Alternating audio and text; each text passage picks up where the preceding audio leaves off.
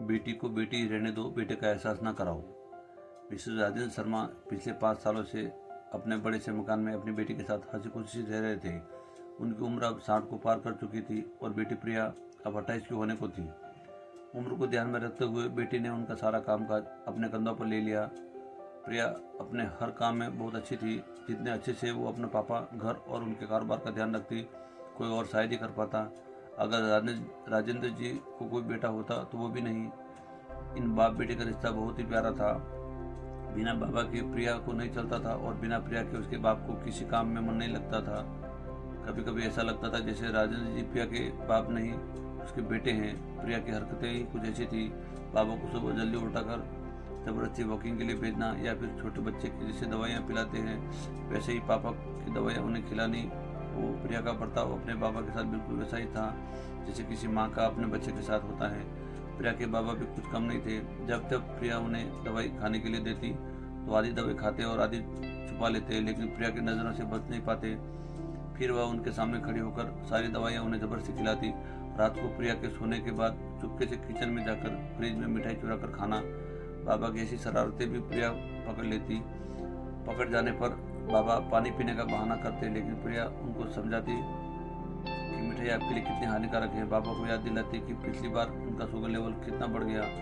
अपने घर में अब मैं मिठाई भी नहीं खा सकता, बड़बड़ाते हुए नाराज होने की एक्टिंग करते हुए बाबा किचन चले जाते।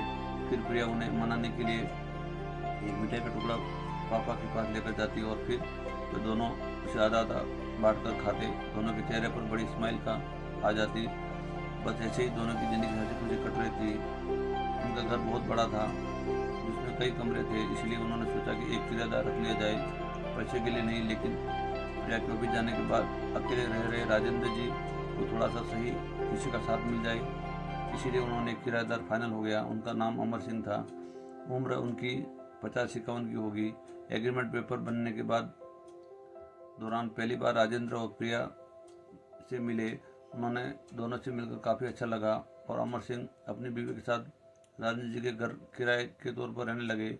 थोड़े दिन बीते थे लेकिन अमर सिंह राजेंद्र जी से अच्छी तरह घुल मिल गए। वो दोनों सुबह सुबह अब साथ में वॉकिंग के लिए जाया करते थे। कभी वो अमर सिंह के साथ तो कभी अमर सिंह और उनकी बीवी प्रिया और राजेंद्र जी के साथ डिनर किया करते।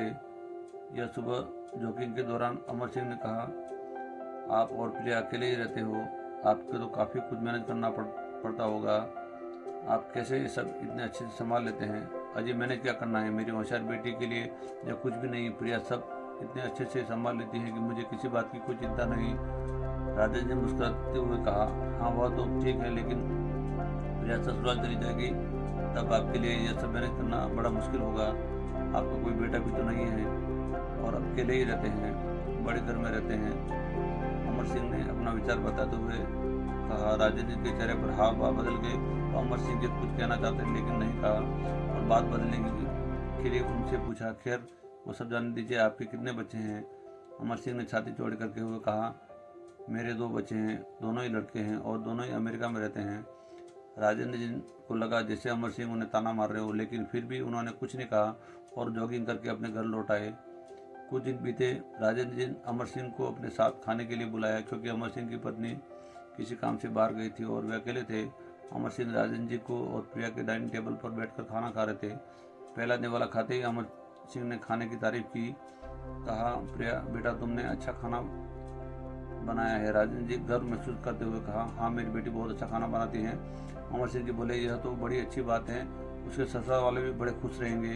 प्रिया उनसे कुछ कहना चाहती थी लेकिन राजेंद्र जी ने उन्हें मना किया।